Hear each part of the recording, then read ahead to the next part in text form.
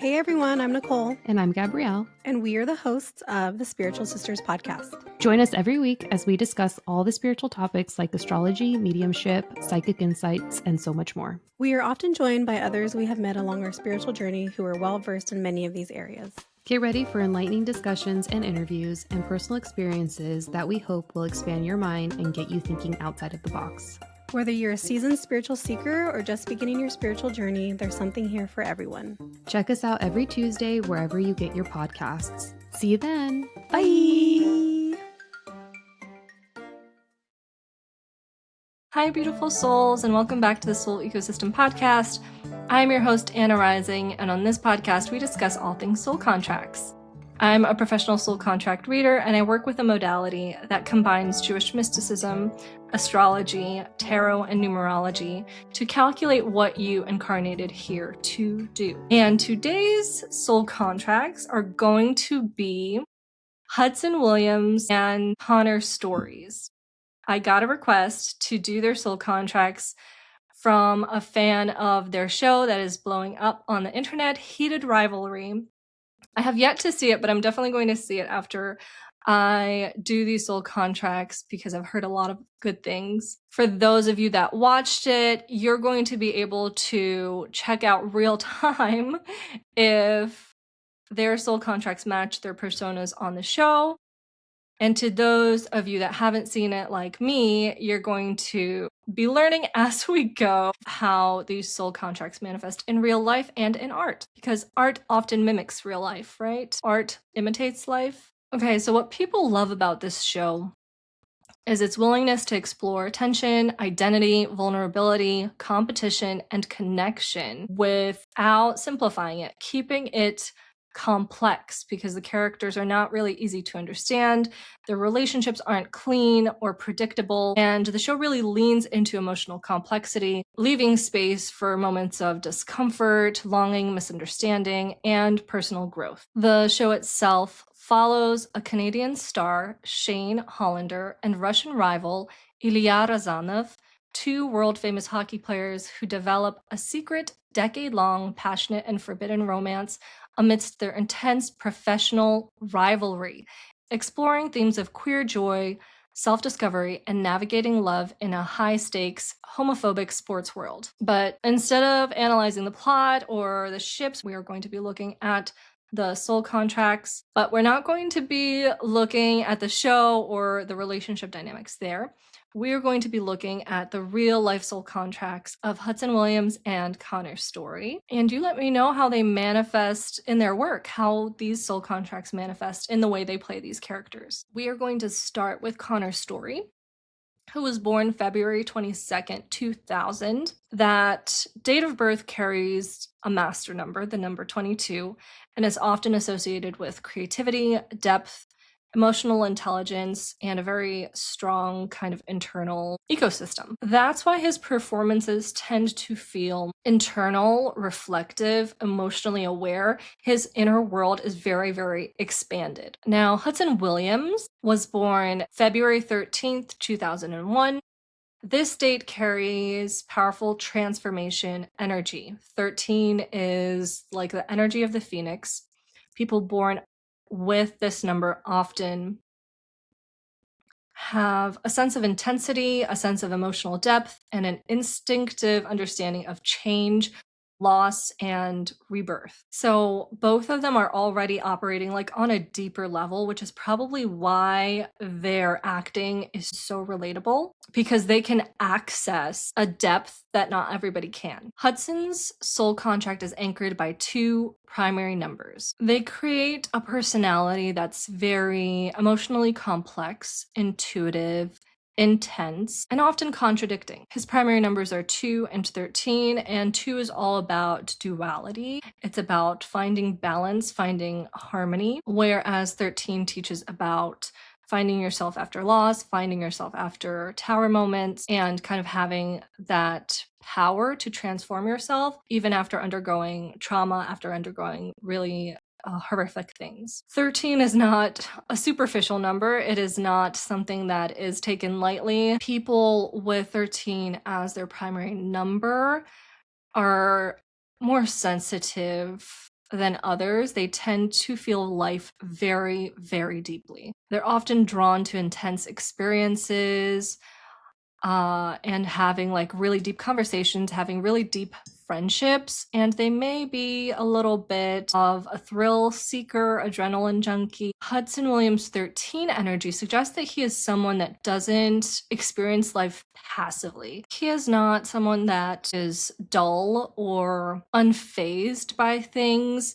It's kind of like a really intense roller coaster for him. He is able to feel really high highs and really low lows. That's how he processes what happens in his life. He has to feel it. He has to feel its intensity. He has to feel it in its entirety in order to be shaped by it. His soul learns through upheaval, through emotional challenges, through loss, and through moments that force him to grow, that force him to get out of his comfort zone and be placed into kind of like new territory. 13s, that's why if you guys know any 13s personally, they might feel like a mystery. They might feel like a little bit of a paradox, like you can't ever get to the bottom of them. You can't ever figure all of them out because there's so many layers that even they don't have it all figured out. They learn along the way. They're constantly evolving, constantly changing, shedding old versions of who they were. And that's why acting is such a good profession for number 13s, because they really like to dabble in a little bit of everything because they have so many layers. If you've ever heard of, like, let's say Shrek, right? And Shrek refers to himself as an onion, that he's got a lot of layers and you got to dig deep. If 13s were an onion, they would be like onion on onion on onion on onion. And like you'd have to keep peeling back just when you thought that you got to the core of them. Nope, there's more to uncover. I mean, if they haven't uncovered it, there's no chance that you're going to be able to get to the bottom of how deep they are, how many personalities can sit in one person. And when they're an actor, when they're able to express all of these different versions of themselves that they are on stage, that's how they can access all of these different people and make it so believable, make the quality of the acting so good. To other people, to people that don't know them, they might appear intense. They might appear a little much, like really energized, really on their game all the time, like they don't allow themselves to be vulnerable. So they might be hard to read at first. People with a number 13 are also really good quick thinkers. They think quick on their feet, and they would be really good in like emergency situations where you got to think fast, act fast in order to save people's lives. They'd be really good at that. When 13s are unbalanced, when they're operating from their shadow instead of their light, we see a lot of self-sabotage. Because when you're transforming, usually like you're letting something old die in order to welcome in something new. But when you're acting from a shadow, you're still experiencing that transformation, except it's happening because you are self-destructing. You are imploding on yourself.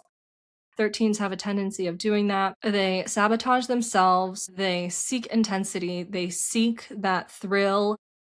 It almost feels like they can't sit still for too long, because then they gotta start peeling back the layers of themselves, and they don't like to sit with that, especially when they're in their shadow. That's why they try to keep themselves busy.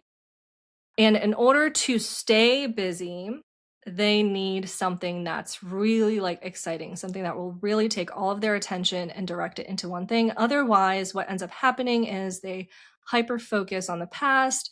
They end up replaying things, embarrassing things like trauma, things that hurt them to a point where they can fall into depression. So I love the number 2. 2 is almost like the opposite of the number 13. It is very, very stable. It is very grounded. It is very rooted in harmony. So where 13 is like intense, sometimes bouncing off the walls, needing to be on the move, 2 is like the monk that is able to, like, that talks really slowly and calms people down. So there's like this contradicting energy for him right off the bat in his soul contract. which mellows him out. Number 2 is the energy of the diplomat. It's the energy of the empath. This is somebody that likes to keep the peace. This is somebody that's likely a middle child or has to act like a middle child, where there's like two warring parties and they're always like, guys, like, let's calm down. It isn't that serious. This energy, the number 2, gives Hudson Williams the ability to understand people intuitively. He can sense like emotional undercurrents, like the energy behind what is happening. Like if somebody's fighting about a thing, like he can tune into that and be like, okay, this isn't about the thing. This is actually about something that happened earlier that day, earlier that week. He can feel tension before it is spoken. He knows how to kind of dissipate the tension, how to soften it, hold emotional space for people, and bring them back into a place of calmness, into a place of groundedness, which is the entire meaning of the energy of the number 2. 2 is all about harmony. It is all about connection and being in tune with your emotions and with the emotions of others.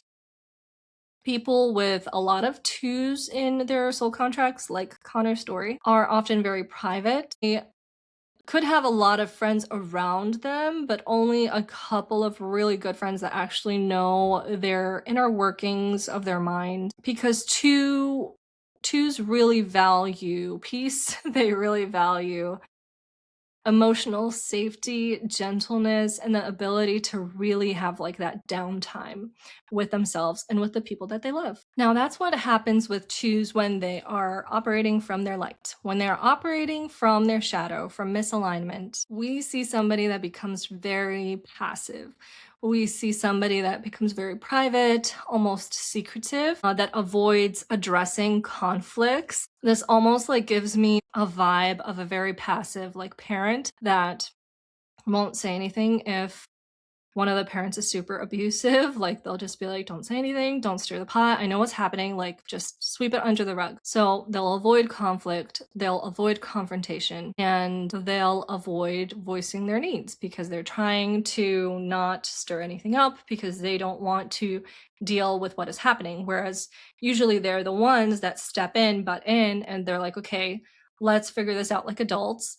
Now they're like, I don't want to have to be the person that butts in. I don't want to have to be the person that does that. So I'm just not going to acknowledge what's happening. So when we have that blend of 2 really like polar opposite energies, like 2 and 13, we see someone that feels things very, very deeply, the 13, but might not always show it, keeps everything really close to heart, doesn't show his cards with the energy of the number 2. We see somebody that wants connection and excitement, but fears instability, fear the unknown. And we see someone who craves transformation, but also wants emotional safety, wants to be able to be in their comfort zone. So this contradiction creates a lot of depth, but also a lot of tension. People with this combination often spend a long time trying to understand who they are because they kind of shed their skin so often, only to realize a new layer of themselves, only to realize a new personality, a new persona, a new love, a new passion, a new hobby.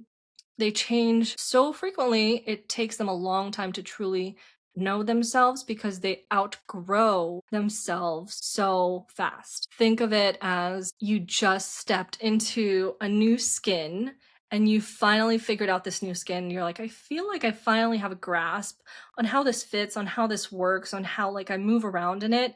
And then it's like, I'm over it. But they outgrow versions of themselves. And there's a generosity to them, sometimes to their own detriment. And I feel like that happens for everybody that tries to keep the peace, for everyone that tries to kind of be the bigger person, step in and de-escalate conflicts. They want to give, they want to help, they want to make things better. They want people to leave feeling good, having a good experience. But this often comes at their own detriment and leads to emotional burnout, or anxiety if boundaries are not put into place. So overall, these numbers describe somebody that's emotionally layered, sensitive, and really resilient. He is not here for shallow experiences. He is not here to just like check boxes off a list. If we're talking soul contracts, we have people that's like, okay, like, check, I did this, I did that, I did that, I'm all good, like, now I can relax. No, he has to constantly reinvent himself, constantly be doing things, be finding himself. So let's move on into the rest of Hudson Williams' soul contract, because I spoke a lot to the energy in his primary numbers, because those are the most like stand out numbers that just pop out at you and give you a decent idea of how this person operates and what it looks like when they're not doing well. But now we're going to be looking at his subconscious programs. And for those of you that are not familiar with subconscious programs, these are programs that you incarnated with, wishing to heal, wishing to clear. Sometimes they are lessons, sometimes they are blessings, sometimes they are thought patterns that we are supposed to learn to deprogram, like to come out the other end of it, knowing how to like quiet the monkey mind and stop like going into doom and gloom thought patterns, and more so like leaning into gratitude, that kind of thing. Now I'm losing my voice because I got a cold, and it's like it comes and goes. It's weird. So if I have to stop and take a drink, I'm sorry. I got a nice warm cup of tea. So Hudson and Connor Storrie. So Hudson and Connor Storrie have some similar programs in their soul contracts, and it's not really surprising because they were both born in the 2000s and they were both born in February. And this is a subconscious program that they both share. It is called the Driven Child. This program often forms very, very early on in life, and it kind of manifests as a child who feels like they got to perform, they have to achieve something in order to prove themselves, in order to prove their worth, in order to be valued as a member of the family. And it comes with a very deep sensitivity here. There's a strong pressure. There's a pressure on them to be enough. There's a pressure on them to resort to outward expressions that give them like brownie points, that give them love and attention that they are seeking but not getting. And this could manifest in Hudson Williams' life as a part of him that may feel like love, safety, or recognition has to be earned. And this often creates ambition. This often creates like really, really strong ambition, like really good drive when you feel like you're lacking that. I feel like this happened with Matthew Perry. Matthew Perry would be a great example of that. If you guys haven't read his book, he talks a lot about how the neglect he experienced as a child really formed his sense of humor. It formed his kind of need to be always performing, always on, making everybody laugh because he was trying to get attention. So while this creates great ambition, great discipline, great drive, it can also create emotional exhaustion because you can't be acting and performing all the time. You cannot be on all the time. And once you realize that, when you realize that you can't be doing all that time, that need that you have, the reason you're doing it pops up, and you realize that you still don't have that love and attention that you need. People with the Driven Child program may have this kind of sense where they feel guilty for resting. Like, if you've ever experienced this in childhood, let me know. Like, if you're just relaxing, resting on the couch after coming home from school, and you have a parent that is going to be on your case for not doing something productive, then the second you hear their car pull up, all of a sudden you run and you're trying to do the dishes, or you're trying to do something that you were supposed to do. It's kind of like that. They have this guilt that they feel when they're resting because they're so used to performing for other people. This program creates people that appear strong on the outside, people that may appear confident and like they have it all, very charismatic, think Matthew Perry, but on the inside, they're very, very uncertain with themselves, with where they stand with the rest of the family, with whether they're loved, appreciated, valued. And that's how the driven child manifests in reality. The next program that he has is called the Broken Systems Program. And this program reflects a deep mistrust in external structures like government, hierarchies, authority. It usually forms when somebody learns very early on in life that the systems that were meant to protect them do not always work the way that they should. And this is actually a program that Matthew Perry has too. Matthew Perry has both the Driven Child program and the Broken Systems program. And I remember I spoke to this maybe early on, maybe on my Instagram when I was reading Matthew Perry's Soul Contract and comparing it to his biography. I think I discussed how this program was manifesting in his life because in his bio, it said that he started a rehab program specifically because he's been in so many rehabs. He was in so many rehabs throughout his life that he knows the downfalls of them, like where people kind of get lost between the cracks, and he wanted to make sure that didn't happen. So he found a solution, making his own rehab. And that's the definition of working through your broken systems program. He saw something wasn't working. He was able to identify it, and he's like, I don't know why people aren't doing anything about this. And he's like, I have the means to do something about it. So he did. So I would not be surprised if Hudson did something similar. For some reason, as soon as I started reading that, I'm like, did he come from like foster care? Because that's where my mind goes when I think broken systems. That's the first place my mind goes. But I would not be surprised if he dedicated himself to a cause that he feels a personal connection to because he has this really positive trait of being able to find cycles, find systems that aren't operating well and restoring them to proper operation. The next program that we see in Hudson Williams' chart is called the binge program. The binge program is not about just like substance abuse or extreme addictions. It's also about emotional extremes. It speaks to a nervous system that has a tendency of swinging from one polarity to the other, between intensity and collapse, between wanting everything and wanting absolutely nothing, overindulgence and restriction. And that, coupled with how intensely he feels things, thanks to his 13 energy, could be a lot. It could show up as like all of these emotions, all of these things that you may have suppressed a little bit coming up at once. And then there's a withdrawal where you do not feel anything, where you feel like you've gone numb. At its core, the binge program, its theme is of a person that experiences either emotional excess or physical, like material excess, and they try to regulate that. They try to not feel things so deeply. They try not to feel everything all at once, so they'll try to numb it down or calm it down or redirect their attention with something extreme or with restricting themselves. They try to regulate the depth of those experiences of either polarity with the opposite one, hoping to meet it somewhere in the middle, but it's very difficult to find the middle for them. And then we see the Nobody subconscious program for Hudson Williams, which is one of the most emotionally complex programs because it carries a lot of themes. It's much more harder to kind of find energetically and pinpoint because it's multifaceted.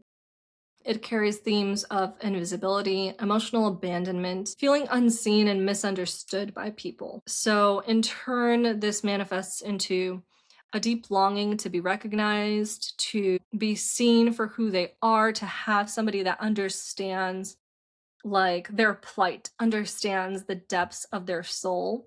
But it's also coupled with this fear of, and I feel like this is also coming up from his driven child, like the child wound he has.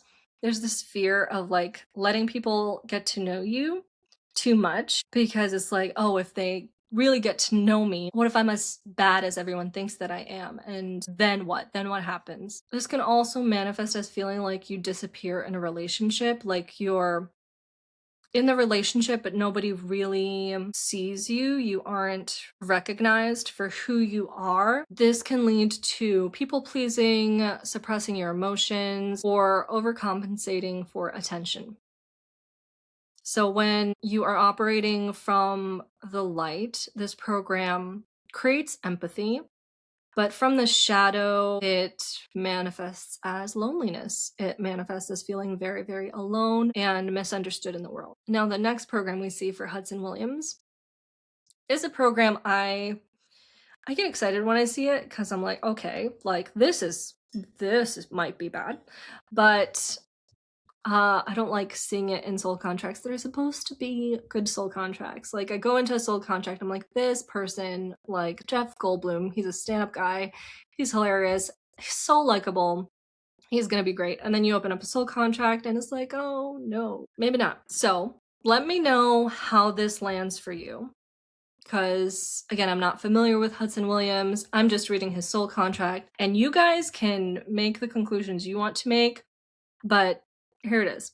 I felt like I needed to preface that because usually this program manifests in some pretty extreme soul contracts I've done, one of which was Ted Bundy, Brad Pitt, I think Hillary Clinton as well. It's called a confidentiality program, and this program creates a very deep sense of emotional privacy. This is not somebody that easily opens up to people or lets people into their innermost thoughts, innermost world.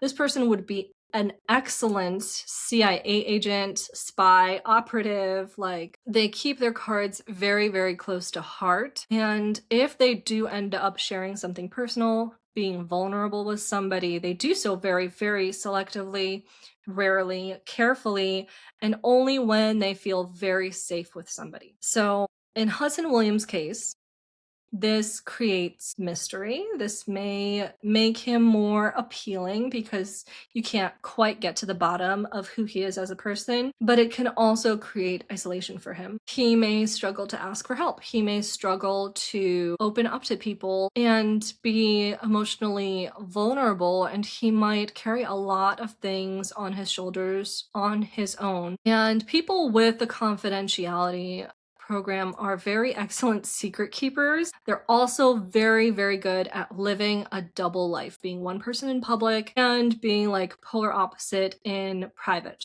It's not my most favorite subconscious program, but it's entirely up to the bearer of the program how extremely he takes it, like to which extreme, if he is operating in the aligned version of it or from the misaligned. Immediately followed by that, we have the sealed heart program. There is a lot of secretness going on in here. I'm not liking this. Usually in soul contracts where I see like hidden secret, silence, like trap, like program after program after program where somebody is like continuously trying not to share something, there is usually something bad that isn't being shared. So I'm a little bit worried. I'm a little bit worried for Hudson Williams and whatever he went through because I feel like you'd have to be really traumatized by something to keep everything so inside of you. But on the other hand, that could have just been the takeaway that his soul got from this. Like it could have been something that might seem minute to us, might seem very casual to us, but he took it to the nth degree for whatever reason. Maybe he was like extremely hurt by it and he decided to put up all of these walls to guard up his heart. But the next subconscious program he has in his soul contract is called the sealed heart. This is a program about containment, keeping things inside, emotional storage. It suggests that Hudson may lock away parts of himself that feels too unsafe to process, that feels too fragile or too painful. And on one hand, it might create emotional strength.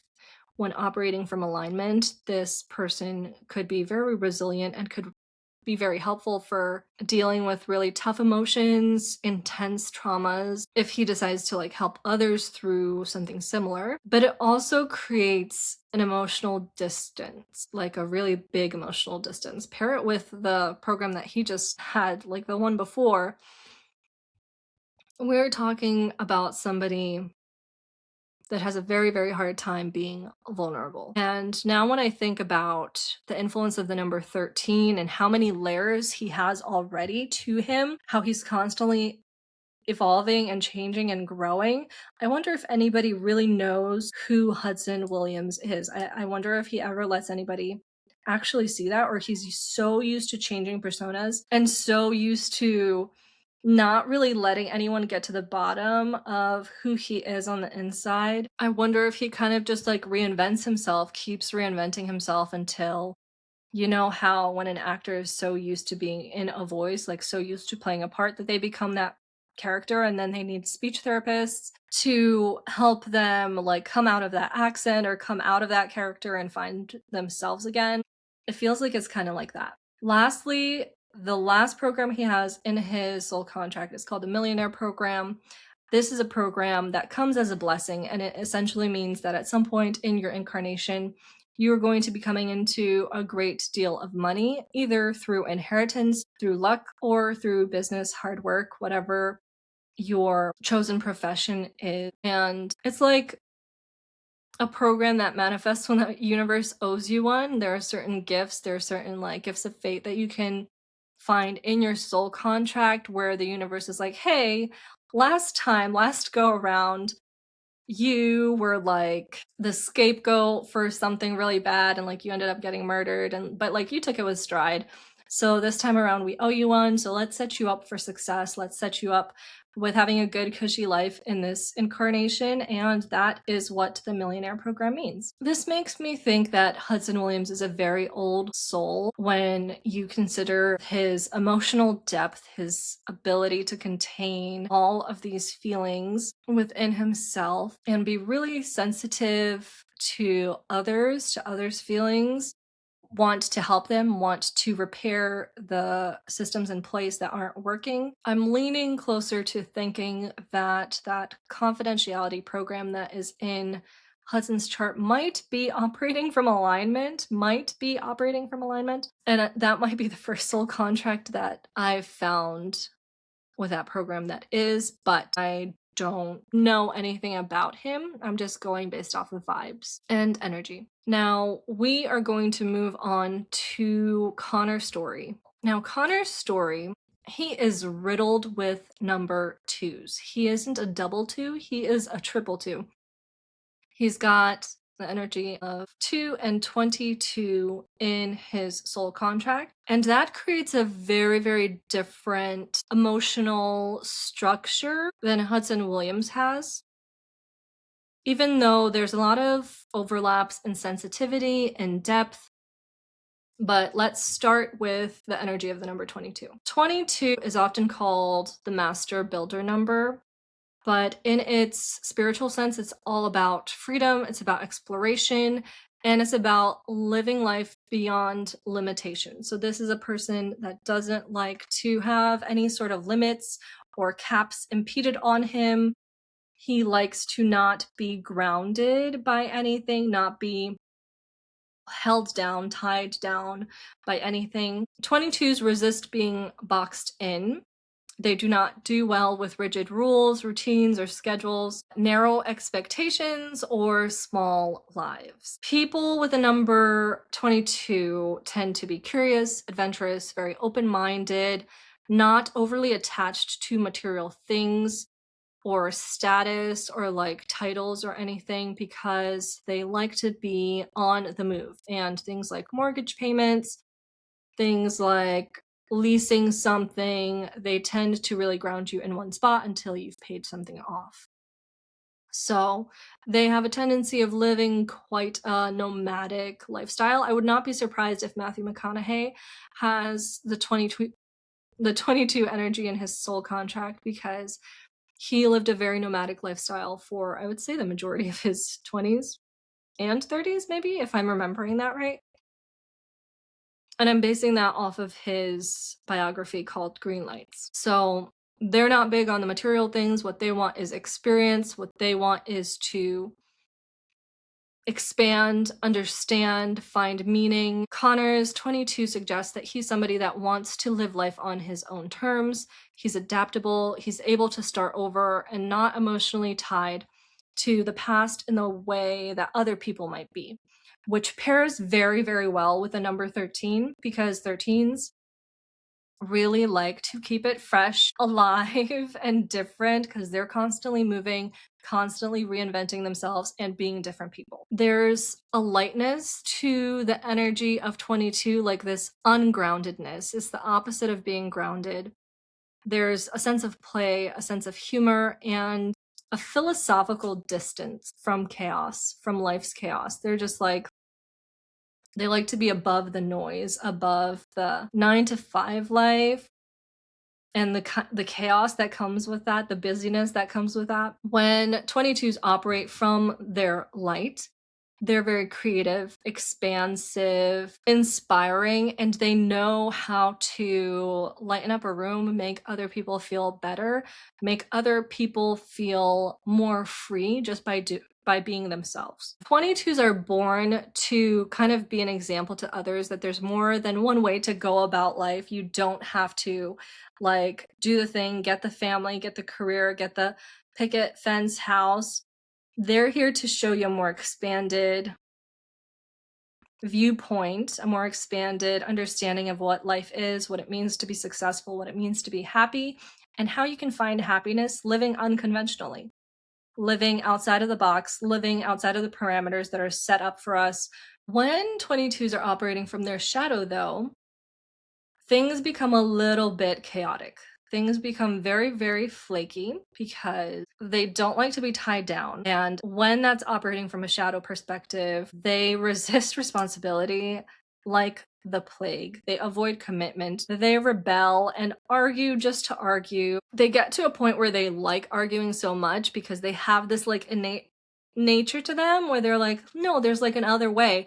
They're going to argue with you, even if they agree with you, just to get you to see that there's another viewpoint on this, but like they're not going to agree with the viewpoint that they're arguing. So they'll argue just to argue. There can be an increased amount of impulsive actions, of escapism, and of a refusal to ground their dreams into a reality. Like they might constantly postpone, like going back to school to get that degree that they need in order to be able to pursue their dreams, or constantly postpone going to that audition that might land them their dream job, or get that manager, get that PR person. If 22s are stuck in that for too long, they can really get fearful, get really trapped in a fear mindset where they become overly cautious, overly attached, and stuck in certain situations that make them feel small, make them feel trapped. And that is not their nature at all.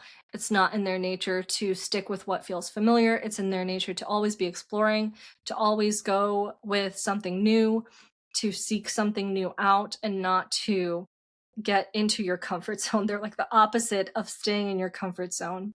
But when they get a little more rebellious, they can fall into the trap of staying in their comfort zone for too long and not utilizing this talent that they have of being able to exist successfully outside of social norms. I'm not going to go too much into the number 2 again because we kind of discussed how the 2 manifests for Hudson in his soul contract. So the 2 is always about duality. It's about harmony. It's about being a peacemaker. When it's operating from alignment, when it's operating from its light, it's about maturity. It's about diplomacy, compassion. And then when it's unbalanced, it makes a person very passive, very non-confrontational, and conflict avoiding. So again, we see 2 numbers that are very different.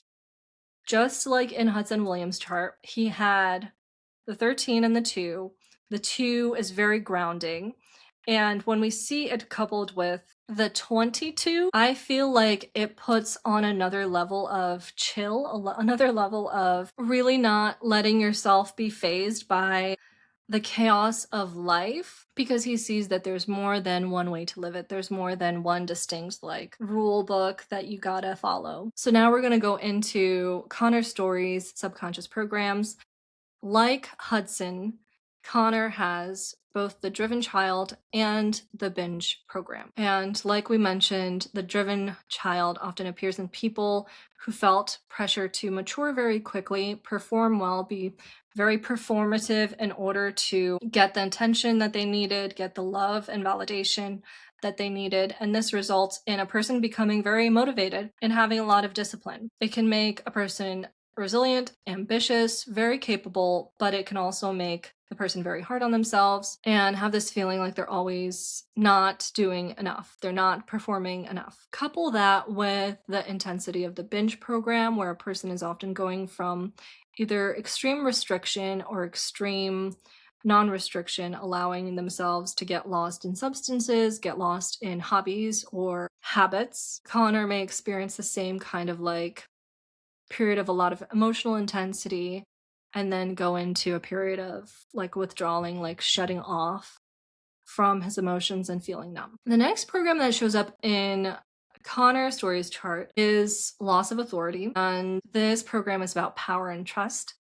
It often forms when somebody learns that authority figures are unreliable, inconsistent, or unsafe. This sounds very, very, very similar to Hudson Williams' broken systems, where he realizes that the systems, the rules that are in place have failed, are not functioning properly. There's always also this thing for Connor where he feels like he's trusted someone with something, he's trusted an authority figure in his life with something, and that authority figure failed him, so now he distrusts authority. And that can make him more prone to rebel against authority, rebel against the rules or the standards that are set in place. This also makes him very like hyper suspicious whenever somebody is trying to be controlling. It makes him feel very, very uncomfortable, and it might be a trigger for him. Next, we have the trapped dreamer in his soul contract, in Connor's soul contract.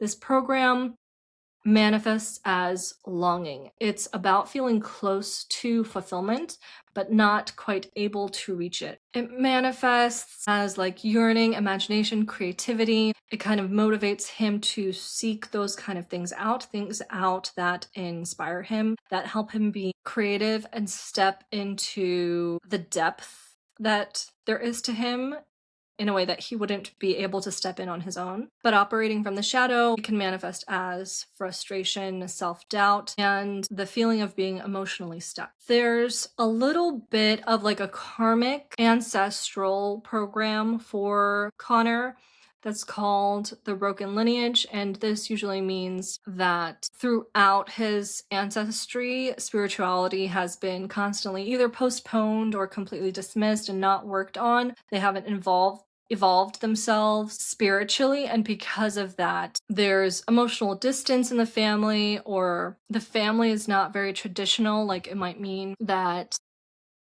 there's either loss of a family member or a divorce, and this program usually manifests in cycle breakers. This program usually manifests in children that were meant to end the abusive cycles or the toxic cycles in their family dynamics as they grow up, instead of continuing them. Because oftentimes when you grow up in that kind of environment, you don't make the choice to choose different, you make the choice to continue that. And it's very hard to step out of that kind of cycle and pattern, out of what you've known your whole entire life, and choose to do things differently. Connor also has a program of restoration. He has a very unique gift that is kind of like, it gives you a second wind, helps you like almost resurrect things, restore things, whether physical things, whether material things, like think like people that refurbish, restore really antique cars. I feel like that's something that he would be good at. Or whether it's more of an emotional aspect to him, but there's like this need to learn that you should restore and kind of revive yourself, bring yourself back to life, bring yourself back to a place where you are operating from alignment and not just keep doing that for others. Because with 22s, they are kind of like the way showers for other people to show them that, hey, you can live life differently, you can follow your dreams, you don't have to be so stuck in a rut, stuck in the same loop cycle day in and day out. Lastly, Connor Storrie's final subconscious program is called the Fairy World Director Program. I would not be surprised if he becomes a director later on in his professional career. He is a great writer. He is able to create like entire worlds in his head. People with a Fairy World program are very creative. They have a very vivid imagination and have likely been using it like crazy since childhood. These are also people that are very deep dreamers that live in their imagination and feel most alive when they're creating, storytelling, or envisioning and bringing to life other worlds. And the greatest storytellers, the greatest directors of our time have this program in their soul contracts. I'm talking James Cameron. I believe Kate Winslet also has it. I always want to look and see if Ted Burton has it because I don't think I've checked, but I want to look into Ted Burton's chart and see if Ted Burton has it. So yeah, so let's compare and contrast their soul contracts real quick. Hudson and Connor's, they both carried the driven child. They both carried the binge program. That tells us that there's a very deep sensitivity to pressure, expectations, and that there's a lot of emotional intensity going on for both of them. They feel things very, very strongly, and they both push themselves way past their comfort zones. They both struggle with pacing. They both struggle with balance and emotional regulation. But Hudson's theme for his soul contract is more about containment, his predisposition to store, to seal, internalize, guard himself up, protect himself via resisting vulnerability, shying away from showing his innermost world, really valuing his privacy and being an extremely private person. Connor's contract, on the other hand, is about expression. He has programs like Fairy World, Trapped Dreamer, and Restoration. So he comes off as somebody who loves to imagine, revive, and dream outwardly, express things outwardly and in the physical. His process is all about finding meaning through making something, through creation, through creating. So where Hudson kind of compresses and kind of concaves into himself, Connor expands. This can be magnetic. This can really draw people in. This can be the reason why they have such great chemistry on screen, but it could also be very, very volatile. They're not casual souls. They're not souls that just take things as they go. They are very not surface level people. They know how to access a deeper emotional side to them. And that is what I have for you guys for Hudson Williams' soul contract and Connor Storrie's soul contract. I kind of gave you like their innermost workings of their personalities and the things that they are going to be working through in this incarnation, either to clear or the little surprises that life has in store for them, like the Millionaire Program for Hudson Williams. Let me know what you think. Let me know how this checks out with the characters that they play on Heated Rivalry. I do plan on starting that, and maybe I'll do like part 2 to this one, part 2 to this episode, and be like, okay, I can see how their soul contracts are playing out and how they play these characters. Maybe I'll do that. Otherwise, thank you guys so much for listening. Thank you for joining me for another episode. If you would like to get your own soul contract reading done, you can do so by going to my website at thesoulecosystem.com or my Etsy shop, The Soul Ecosystem. Thank you guys so much. I hope you have a great weekend.